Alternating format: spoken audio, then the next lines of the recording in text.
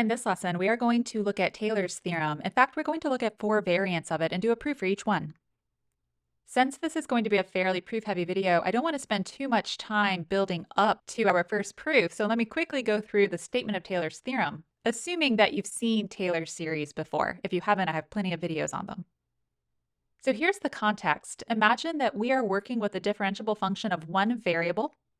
More specifically, let f be an n times differentiable function on some open subset of the real numbers, which we will call capital A. This number, capital N here, refers to how many times you can take the derivative of f before you might run into a problem. It's possible your function is only once differentiable, or it could be 4 times differentiable, meaning you can differentiate 4 times but not a 5th time. Or we could actually let that be infinity if your function is smooth.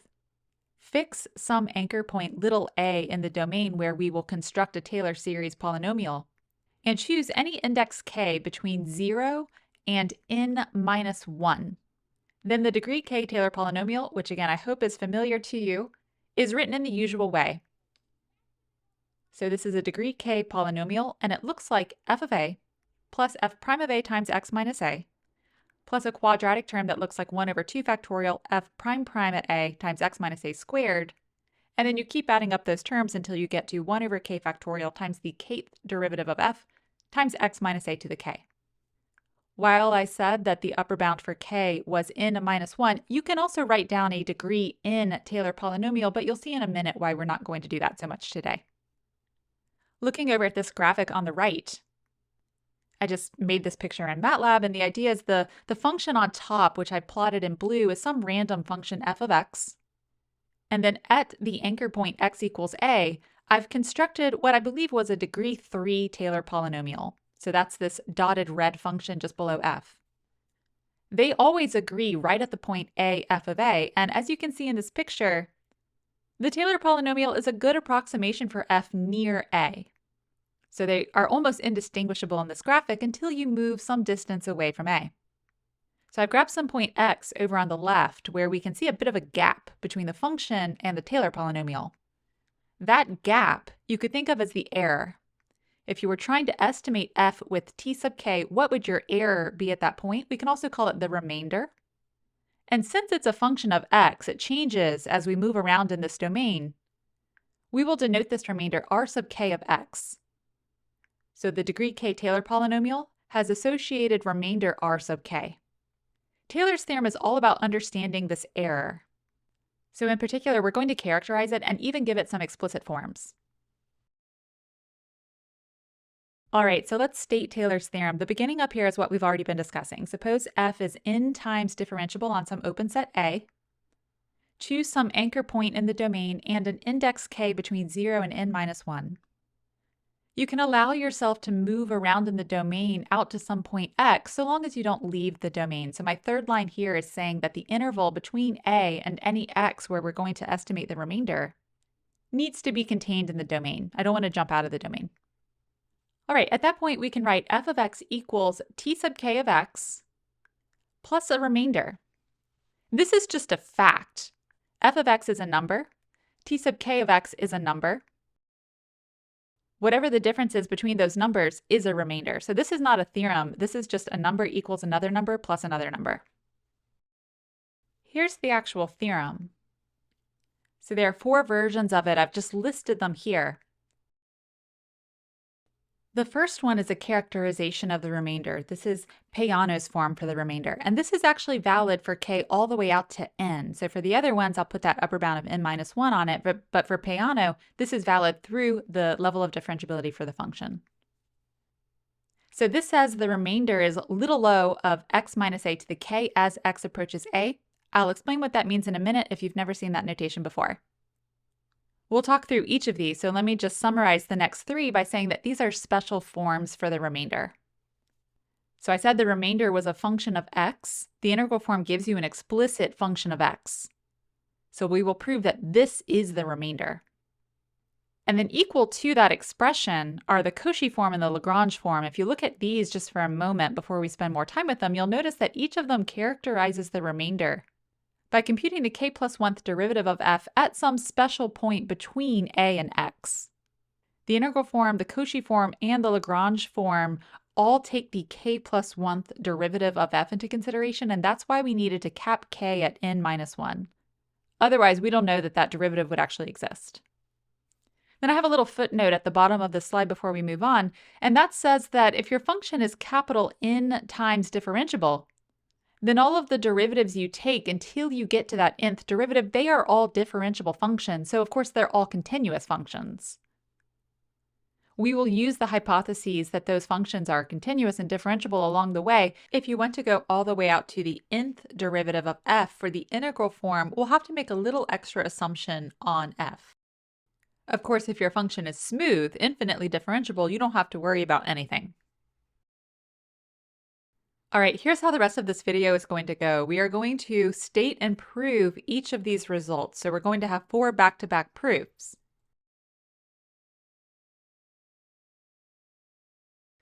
Since we have 4 results we're going to cover, I don't want to get sidetracked or go off on tangents as I'm proving them. So what I thought I would do is gather ahead of time all of the prior results that we will cite as we are doing these proofs. And then, for example, anytime I want to use the fundamental theorem of calculus in one of these proofs, I will just cite it and use it without really discussing it. So let's have the discussion right now so that we understand it when we see it later. All right, so one of the conclusions of the fundamental theorem of calculus is that you have a continuous function, which here I've written in a funny way as g prime of t, and suppose it's continuous from a to x, then the definite integral of g prime of t dt from a to x is g of x minus g of a. This is a result that students often think of as like the definition of integration, and they forget it's a theorem, but technically this is a theorem. We will encounter this kind of integrand later. So we will think the fundamental theorem of calculus and evaluate it in this way. So while the fundamental theorem of calculus is probably very familiar to you, the next result might not be. I'm listing it second here though for a reason, because it's going to imply the third and fourth results on this slide. So this result is called Cauchy's mean value theorem, and it's possible that you've never seen it before. What it tells us is if we have 2 differentiable functions, g and h, on the interval I, then somewhere in the interior of the interval, so again, we're assuming I has endpoints a and x, so somewhere between a and x, there is a point c, so that g of x minus g of a, that difference, times h prime evaluated at c, is equal to h of x minus h of a, that difference, times g prime evaluated at c. Take a moment to look at this and see if any aspect of it reminds you of the regular mean value theorem. And if you don't remember that one, just hang on for a moment.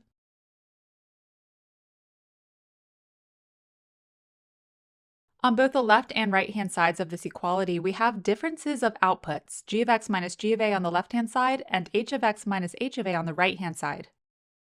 In analysis, whenever you see a difference in outputs, think about partnering it up with a difference in inputs. So if I imagine dividing the left and right-hand side by the quantity x minus a, then on the left, I have the slope of the secant line connecting the points a g of a and x g of x. And on the right, I have the same thing for h.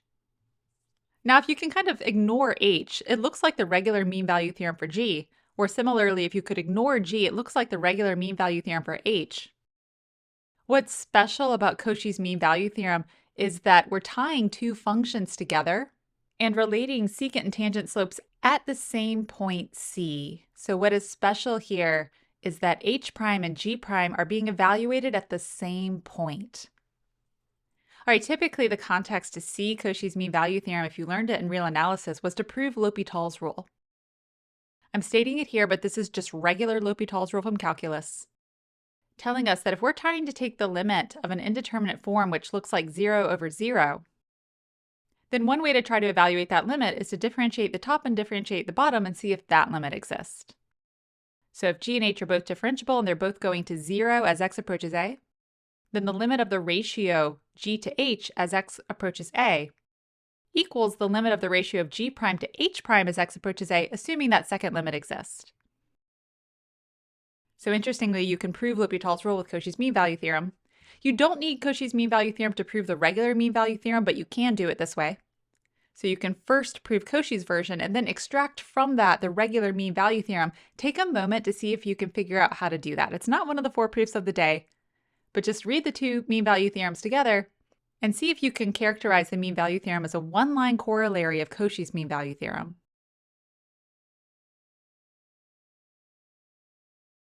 The trick is to let h be the identity function, so set h of x equal to x in the statement at the top, and from that you actually get the regular mean value theorem, which is kind of neat.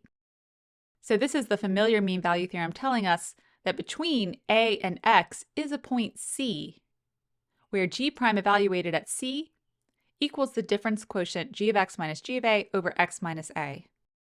We will see this, in fact, we'll probably put it in the second form here. G of x minus g of a equals g prime at C times x minus a. If you look at the hypotheses for these four results, we have continuity, differentiability, differentiability, differentiability. All four theorems apply immediately to any Taylor polynomial, because those are just polynomials, f, and all of its derivatives up to the n-1th derivative. All right, so these are the only results that I'm going to cite in the four proofs we're about to do. The first, third, and fourth, I think, are probably fresh for you. The second, now you've seen it, so it will become very clear when we use Cauchy's mean value theorem. Let's go ahead and start with Peano's version for the remainder. So this one feels a little different from the other three. What we are saying is that if we take some f of x near a and write f of x equals the kth degree Taylor polynomial at x plus some error term, that error is little o x minus a to the k as x approaches a. One way to think of little o, just the quick way to think about it, is it means smaller than. So as x approaches a, the error is shrinking to 0. X minus a to the k is also shrinking to 0, but the error is smaller. That's a quick way to think of little o, but we can say more. In particular, if I put the error term in ratio with x minus a to the k, then that limit goes to 0. So both the top and bottom are going to 0, but overall the ratio is going to 0 because the top is going to 0 faster. It's significantly smaller than the denominator as x approaches a. Notice in the top there that I've solved for the remainder as f minus the Taylor polynomial. Let's stick with that form for the proof. First, let me knock out the case that k equals 0. When k equals 0, the Taylor polynomial is just the constant value f of a. So the numerator in that limit over to the right is just f of x minus f of a. And then we're going to divide that by x minus a to the 0th power. There's nothing to do here. If f is differentiable, it's continuous, so of course this limit is 0. Now we will let k be anything between 1 and capital N. We are going to apply L'Hopital's rule a total of k minus 1 times, but I want to do this in 2 steps. So first, what I've written here is this limit that we're going to compute to prove that the remainder is little o of x minus a to the kth power. And then plugging in what it looks like to do f of x minus the kth degree Taylor polynomial is the expression on the right. So this is just equality at the moment.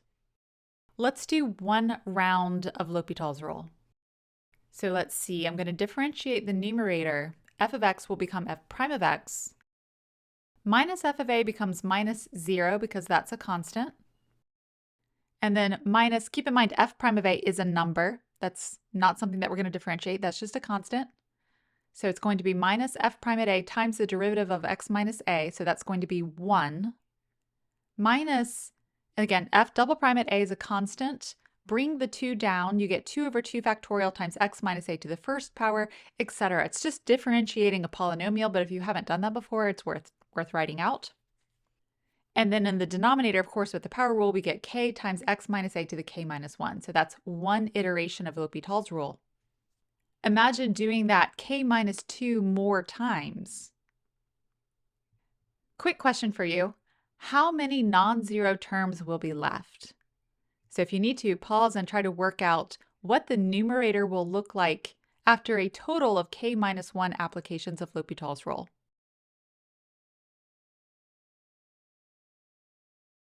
Okay, here's hopefully what you got.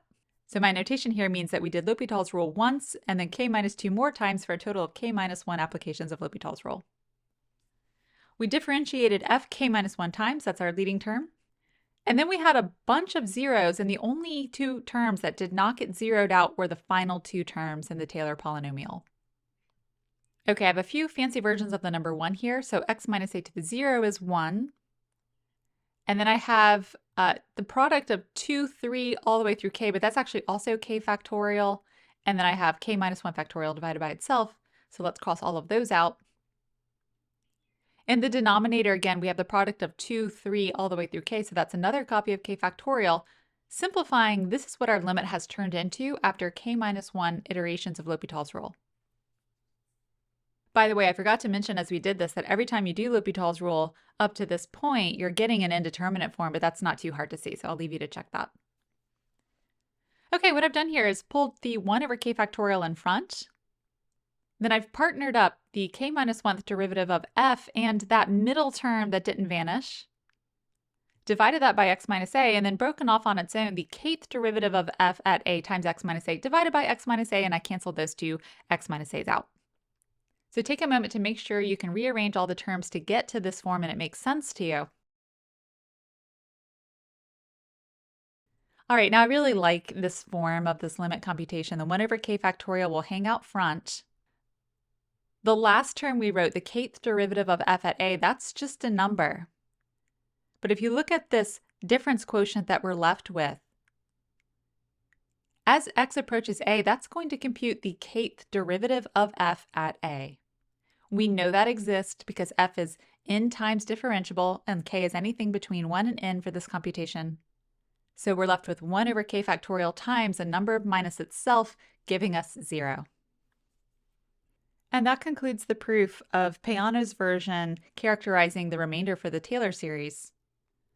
I want to take a moment to talk about what it tells us about the relationship between f and its kth degree Taylor polynomial. So while I do just want to focus on the proofs in this lesson, I can't leave this without saying a little bit more. I want to connect our idea of how fast the remainder vanishes relative to the quantity x minus a to the k to our understanding of differentiability. So let's go all the way back to the beginning. When we first learned about differentiation for a function of a single variable, we set up the difference quotient f of x minus f of a over x minus a and compute the limit as x approaches a. If that limit exists, we say that f is differentiable at a, and that limit is a number, which we call f prime of a. That's the slope of the tangent line. Let's rearrange that limit in the top right. What I'm going to do is subtract that constant value, f prime of a, over to the right, and then put that inside of the limit. Now we can say that as x approaches a, the difference between the slope, f of x minus f of a over x minus a, and the tangent slope, f prime of a, that difference vanishes. Combining those terms with the common denominator, we have a numerator now that looks like f of x minus f of a minus f prime at a times x minus a. You'll recognize that as the equation of the tangent line. Or in this context, it might be more natural to describe it as the first-order Taylor polynomial, centered at a. So our conclusion here is that if f is differentiable at a, then the difference between f and its first-order Taylor approximation vanishes faster than x minus a, so fast that this quotient goes to 0. Or in other words, the ratio of the first-order remainder to x minus a vanishes as x approaches a. So this statement we really knew as soon as we defined what the first derivative is, but now we can say that if f is k times differentiable, then its kth order remainder, or in other words, the difference between f and its kth degree Taylor polynomial, is little o of x minus a to the k. In other words, the limit as x approaches a of this ratio exists and is 0. This gives us an appreciation of how well the kth degree Taylor polynomial approximates f near a. So if f is differentiable, we say the tangent line is a very good approximation, so good that it is little o of x minus a. Now if f is k times differentiable, then this kth degree Taylor polynomial is a really good approximation of f. So it's like really tangent to f, right at the point a, f of a. Okay, I could talk more about this, but I don't want to get sidetracked because I want to get on to the next proof. So let's take a look at the integral form. With the integral form, what we are going to do is write down a specific expression for the remainder. So if we compute the kth degree Taylor polynomial centered at a, and then we move through the domain to any other x, so that the interval connecting a and x is entirely contained inside of the domain, then if you go to that value x and compute the kth degree Taylor polynomial, the error between the Taylor polynomial at x and the value of the actual function at x is computed with this definite integral expression. So here we have the definite integral from a to x of 1 over k factorial times the function you get when you compute the k plus 1th derivative. So that's a function that's being evaluated on the variable of integration times x minus t to the k. Notice here the integral is with respect to t, so that upper bound x you treat like a number. And then t is going from a to x, and that's the variable that you're going to integrate with respect to. To prove this form of the remainder, what I'm going to do is just go ahead and let r sub k of x equal 1 over k factorial times the integral from a to x of this k plus 1th derivative times x minus t to the k. We will just go ahead and set this up and then show that it works. So I'm not going to derive this, I'm going to prove it works. And to do the proof, we will do induction on k. So the base case will be k equals 0. I'm about to go through that. Then I have two exercises for you where you're going to do the case k equals 1 and k equals 2 just for practice. Then I don't want to get too sidetracked, but I would like to discuss when you're allowed to know that r sub n minus 1 exists. So the error to go with the degree n minus 1 polynomial. The reason that matters, if you take a look up at the expression at the top, while we know that we can compute the capital Nth derivative of f, we don't know that it produces an integrable expression. So I will just mention that that's an issue, and I'll present a few ways to think about it. And then we'll go back to our proof by induction and wrap everything up by showing that the hypothesis, the inductive hypothesis, implies the desired conclusion. All right, so let's take a look at the base case. Here I'm assuming that f is at least continuously differentiable. It'd be kind of silly to talk about Taylor polynomials if it wasn't. So let's start by looking at the expression r sub 0 of x. This is the error to go along with the 0-degree Taylor polynomial, which is actually just the constant f of a. More explicitly, when I plug k equals 0 into our expression, we get 1 over 0 factorial times the integral from a to x of f prime of t times x minus t to the 0th power. So that simplifies to the definite integral from a to x of f prime of t dt. By the fundamental theorem of calculus, we know that that is f of x minus f of a. And as I just mentioned, f of a is the 0th order Taylor polynomial, so we are done. Now, normally with a proof by induction, you would set up your general hypothesis for some k, and then prove that the formula works for k plus 1. We don't need to do the exercises that I'm about to give you, but the reason why I'm giving them to you is I just think it's nice to work through the mechanics of this computation a few times. Certainly, if I were brainstorming this on paper, I would do this. So here's what I suggest. Go ahead and try to do the k equals 1 computation. In a few seconds, I will come back and make sure you're on the right track.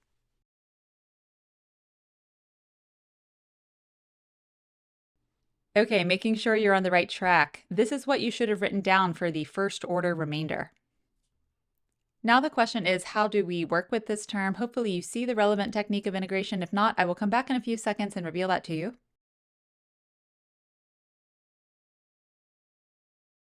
In this integrand, we have the product of two expressions, f double prime and x minus t to the first power. These aren't necessarily very similar to each other. We don't even know what f is. However, f double prime looks like a derivative, and x minus t to the first power is something that would simplify if we differentiated with respect to t. So we need to proceed with integration by parts, and here's the appropriate breakdown. Please finish this computation if you have not done so already.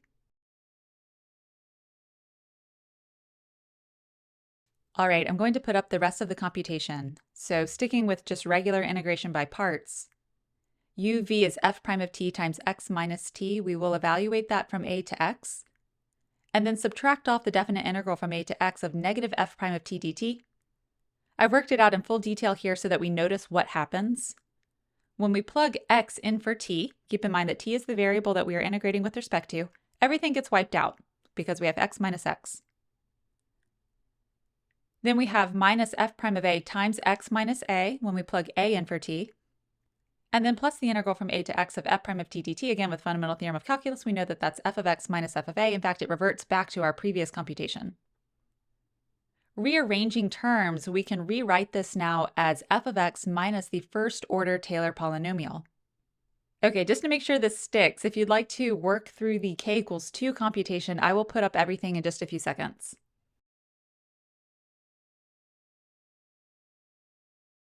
Okay, and here's the supporting work to show that r sub 2 of x does in fact capture the error when we look at the difference between f and its second order Taylor polynomial. Hopefully you got through this. It's very similar to the first case.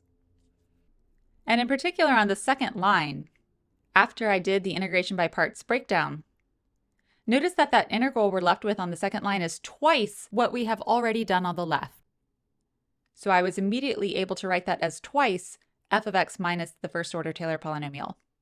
After rearranging terms, all we did was take that difference, f minus t sub 1, and subtract off the term we need to get to t sub 2.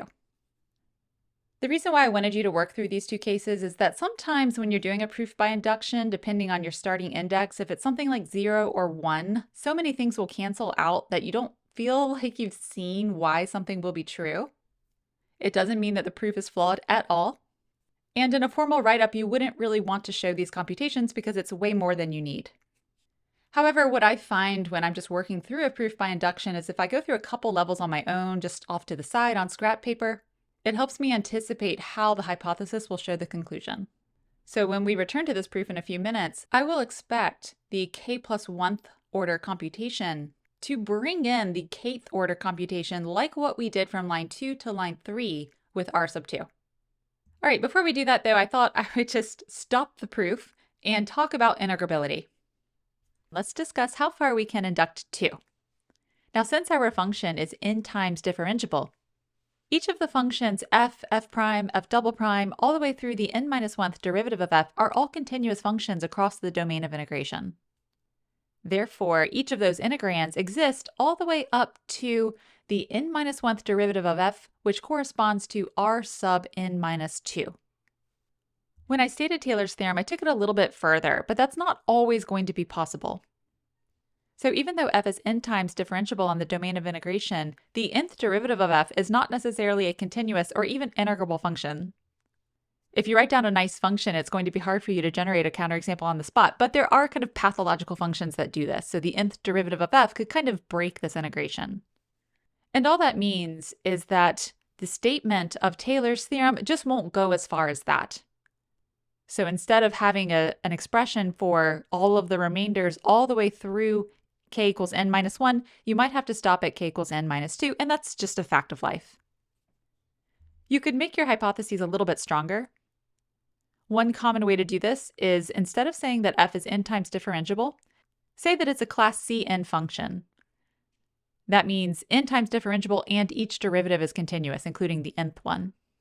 That's probably the language that I would use. I think it's nice and concise, but one possible hypothesis is to say that the n-1th derivative is what's called absolutely continuous, which is a condition that's a little bit more than just plain old differentiable, and it implies that the nth derivative is Lebesgue integrable and produces an integrable expression when we put it in the top right corner. In other words, we could compute r sub k minus 1 with any of these hypotheses. Okay, so the moral of the story is, if you don't have this kind of information on f, you might have to stop early.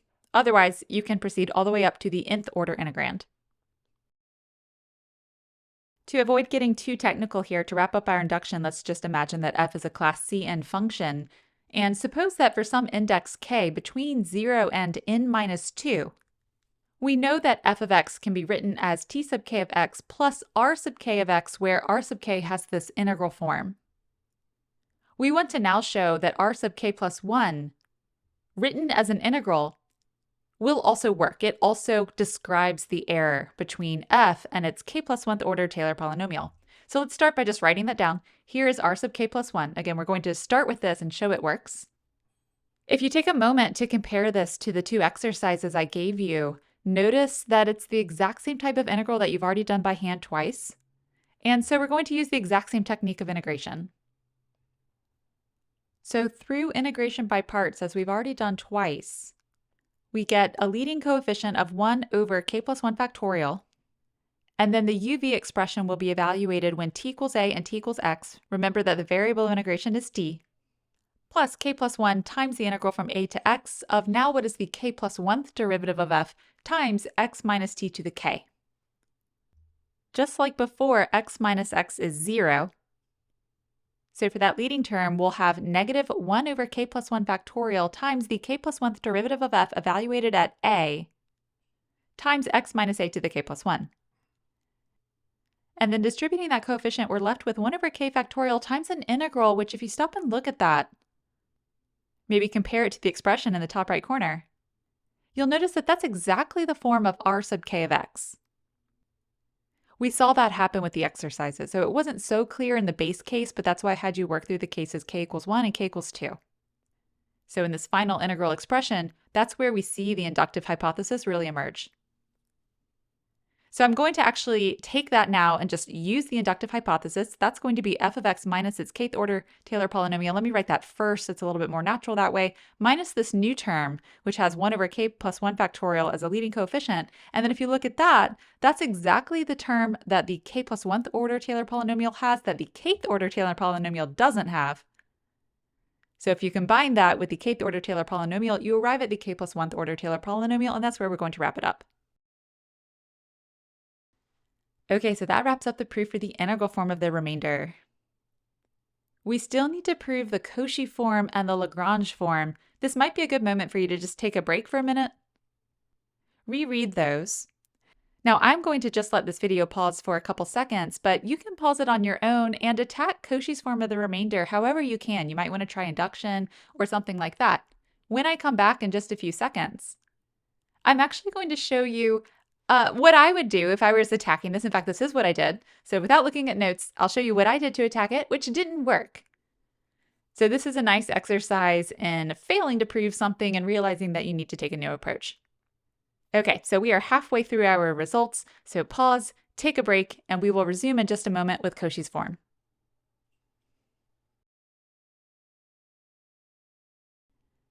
Okay, I normally don't show proofs that don't work, but I want to start with just a brainstorming exercise where we imagine that this proof will proceed like induction, like the proof that we just did for the integral form.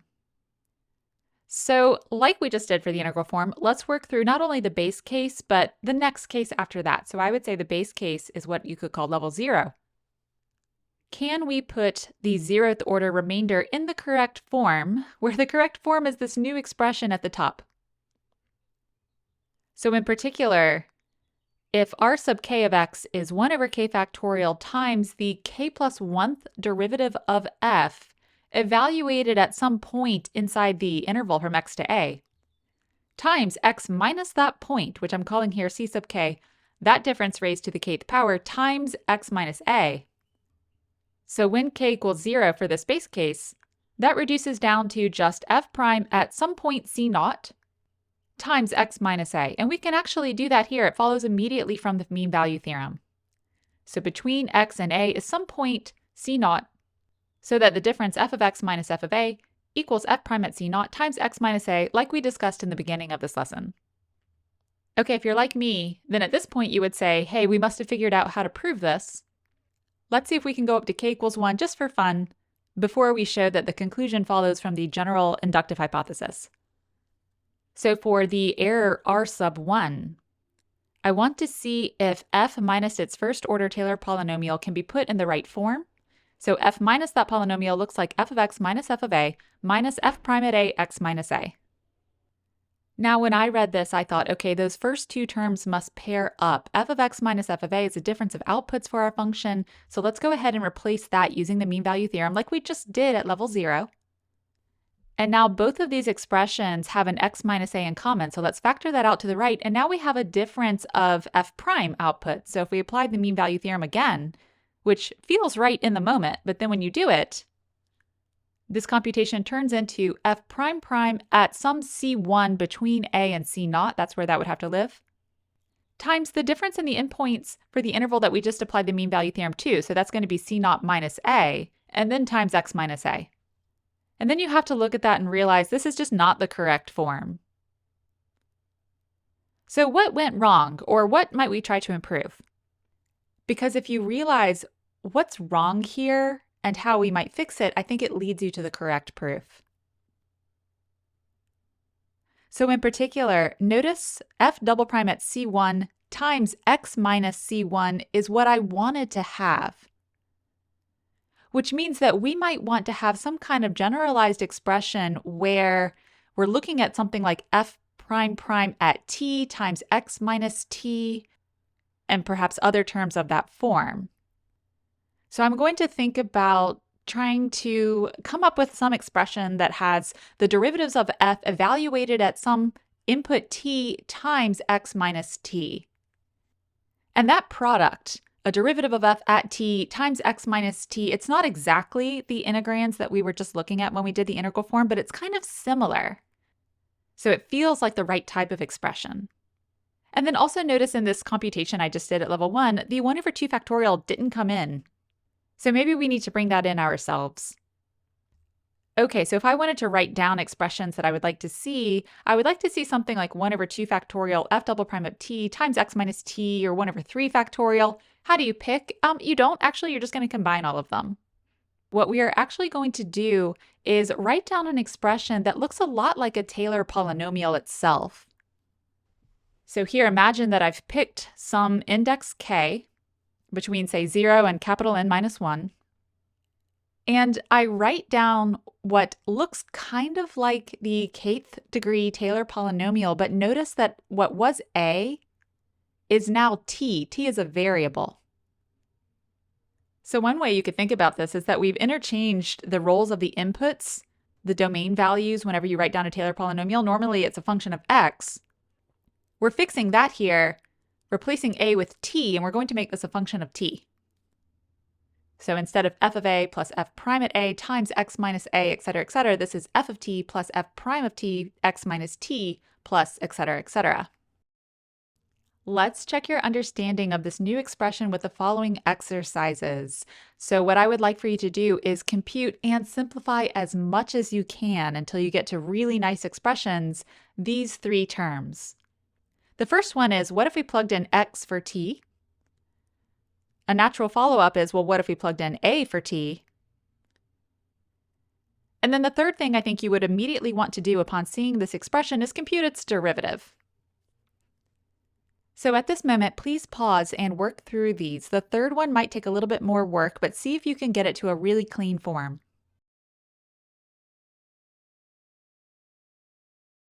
For the first one, when you plug x in for t, almost every single term vanishes except for that leading term. So that's just going to be f of x. For the second one, if we take t and replace it with a, then as I just described, what we're actually going to reproduce is the kth degree Taylor polynomial. And then for the derivative, I do not have room on this page to go through that, so let me do that full computation on the next page. The reason why it's a little bit messy is if you look at most of the terms in capital F sub k, they involve products of functions of t. So we're going to have a massive product rule. And here's what it looks like. I'm going to write this product rule concisely inside of a big sigma notation. So the derivative of the first term, the jth derivative of f, will turn into the j plus 1th derivative of f. And then using the power rule and the chain rule on the second term, we're going to get j times x minus t to the j minus 1 times negative 1. So here you can see how I've written out the product rule.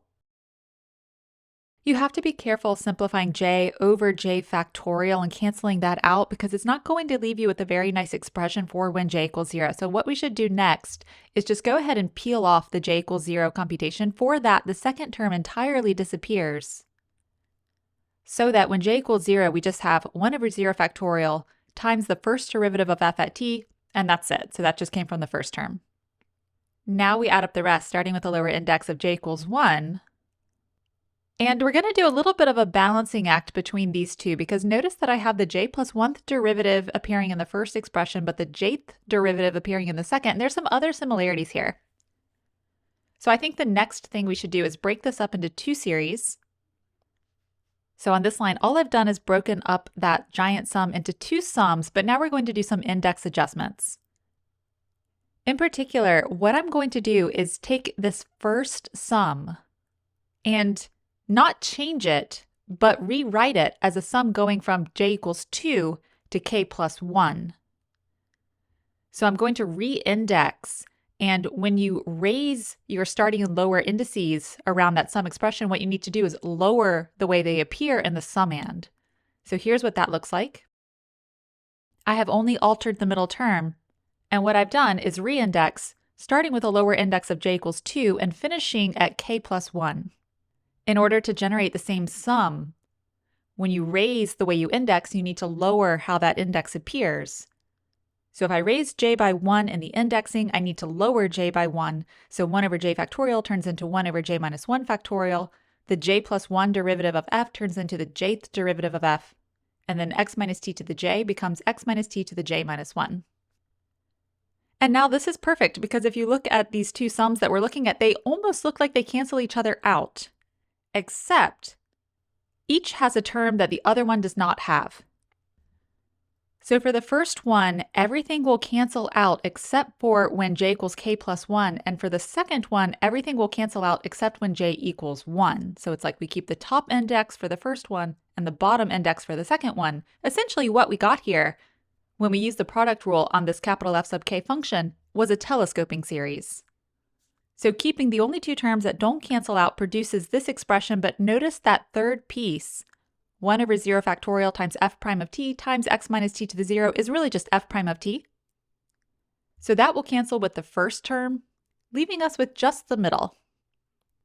So at the end of the day, the derivative of capital F sub k with respect to t is 1 over k factorial times the k plus 1 derivative of f at t times x minus t to the k. So if you got all the way to that, great job. If not, but you did do the product rule and didn't know how to simplify from there, take a moment to pause and see if you can reproduce this. When you're ready, we are actually going to write down the proof because everything that we've done so far has been part of a big brainstorming session. But nicely, as a result of what we've worked through, the beginning of the proof is ready to go.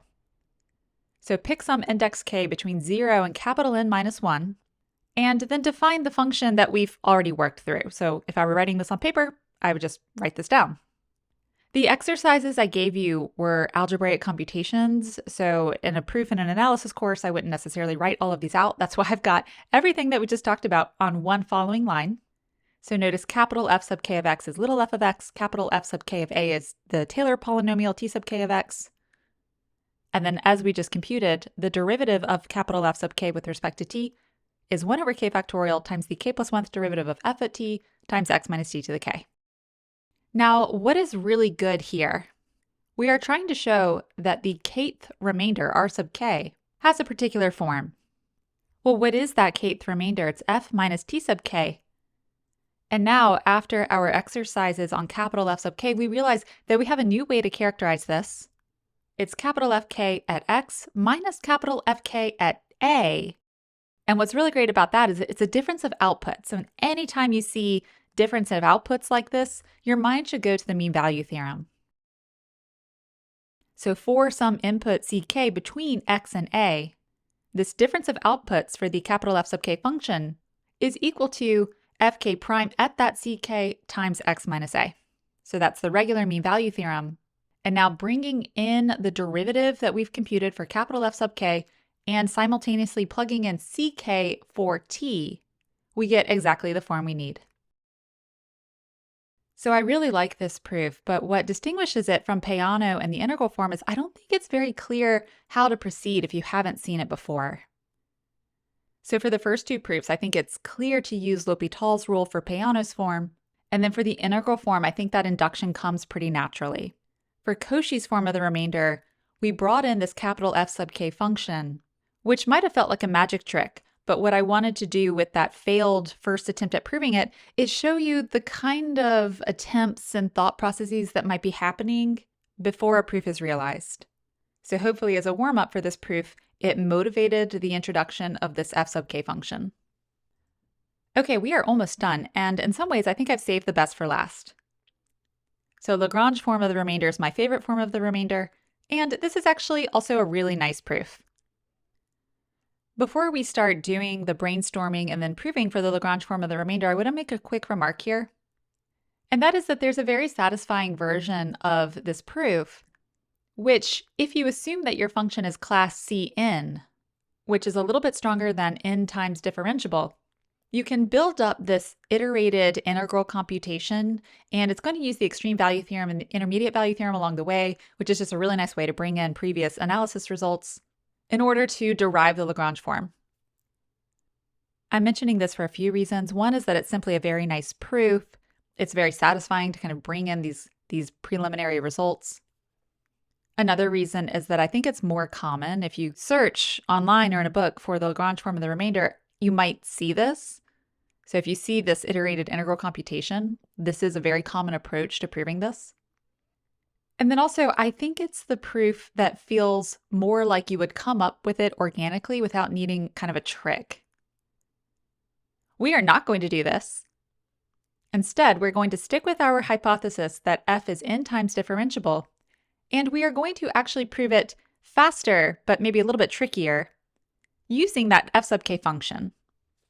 So again, if you were the first person ever to try to prove this result, you might not come up with this capital F sub k function on your own. But if you have it, then it makes proving the Lagrange form of the remainder very fast. Okay, so we are not going to rederive the results that we already know about it. The first one being that the remainder can be characterized as fk of x minus fk of a, and also that we've already computed the derivative. Before we do the proof, once again, I would like to have a brainstorming session. The Lagrange form of the remainder is somewhat similar to the Cauchy form that we just proved. So let's see if we can compare the two, and this might help connect why we are going to stick with this capital F sub k function. So in a brainstorming session, what you might do is say, well, what do we want to have? Our dream is that we can characterize the kth remainder in this way. So this is 1 over k plus 1 factorial times the k plus 1th derivative of f evaluated at some point, which here I'll name L sub k, between x and a, times x minus a to the k plus 1. By the way, the reason why I like this form the most is that it looks like the next term you would write down in the Taylor polynomial, except instead of evaluating the derivative at a, you're evaluating it at lk. Makes it very easy to remember. Since this form is sort of similar to the Cauchy form, let me see if I can bring in terms that remind me of the Cauchy form and just basically rearrange this right-hand side. So one thing you can do immediately is peel off 1 over k plus 1, so that you have 1 over k plus 1 times 1 over k factorial for that leading coefficient. And then I'm going to multiply by a fancy version of the number 1, which looks like x minus lk to the k times 1 over x minus lk to the k. So that cancels out. By the way, let me really emphasize here that this is just scrap work before attempting the proof. So this is me experimenting algebraically with the terms that we've seen before. I don't actually know that such an lk even exists. So it's more like what kind of expressions could we try to get to in the proof? So this is all strictly brainstorming. Now the thing is, what's really forming the middle of this new line, 1 over k factorial times the k plus 1 derivative of f at lk times x minus lk to the k, that should look familiar. Take a moment to connect it to something that we've been talking about. In particular, it looks like the derivative of f sub k evaluated at lk. So that whole middle piece can be condensed into fk prime at lk, leaving us just with the leading 1 over k plus 1, x minus a to the k plus 1, and the division by x minus lk to the k, which I've all written together into one term. If you take a look at the denominator, k plus 1 times x minus lk to the k, that looks like the result of taking the derivative of something using the power rule. So it's like k plus 1 came down and reduced the exponent to k, so that's where your mind should go next. And in particular, what we would have differentiated looks kind of like the top. In the top, I have x minus a. In the bottom, I have x minus lk. Maybe we should think of it as x minus t to the k plus 1, and then we have two different versions of it. So let me introduce a new function here. G of t is x minus t to the k plus 1. Then this fraction we were just analyzing can immediately be written as g of a divided by negative g prime at lk. Take a moment to verify that. Let me make a quick adjustment. I'm just going to move that negative to the top. No big change there. And then if you see what should come next, great. If you don't, let's take that numerator and bring in a fancy version of the number 0 by rewriting it as g of x minus g of a. Notice g of x is 0. Okay, compare where we started with where we are now. If I brought the g prime of lk over to the left-hand side, does that remind you of anything that we talked about near the beginning of this video?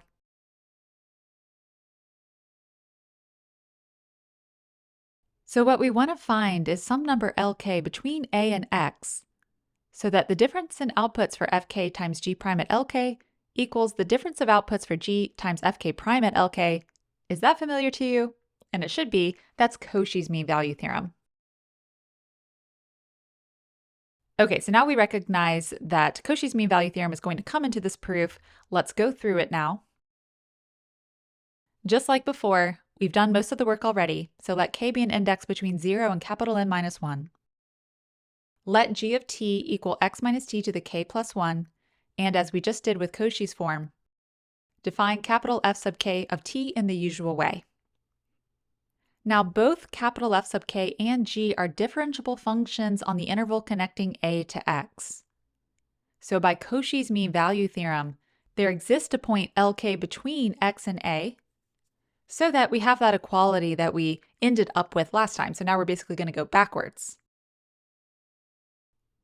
Going backwards, let's take the error r sub k, which we can rewrite as a difference in fk's, and out of nowhere multiply that by g prime at Lk divided by g prime at Lk. The difference with the proof versus the brainstorming session is that we already know that Lk exists. So that's what Cauchy's mean value theorem gave us. We have identified that value Lk, it exists. I probably should have written here that g prime at Lk is not 0 because that can only be 0 if Lk equals x, but we know it's between x and a. So this division is safe. Now if I take that difference in fk's times g prime, using Cauchy's mean value theorem, I can rewrite that as the difference in g's times fk prime. So we swapped out from one side of Cauchy's mean value theorem to the other side. And then 1 over g prime at Lk is just plain old differentiation. So we use the power rule and chain rule to get this expression here. G of x we know is 0. Minus g of a is minus x minus a to the k plus 1. So that's what the leading difference in g's turns into. Fk prime at Lk, we've already computed that several times. So let me just plop that in here. And then we still have 1 over g prime at Lk. Again, you should recognize these steps as essentially the reverse order of what we worked through before. Let's do some cancellations. So we've got two negatives and cancel out the x minus Lk's to the k. We have a 1 over k factorial and a 1 over k plus 1. That's going to become 1 over k plus 1 factorial. And then the rest of it just condenses into exactly what we needed. And that wraps up our fourth and final proof. I hope you enjoyed this version of proving Lagrange's form of the remainder. Again, there is another way to do it, which might feel a little bit more natural and which you're also very likely to find. So I welcome you to work through that proof as well on your own. Otherwise, I'm going to stop this video here. So if you've lasted through all 4 proofs, thank you very much for your attention. I hope you enjoyed this tour of 4 proofs for Taylor's theorem.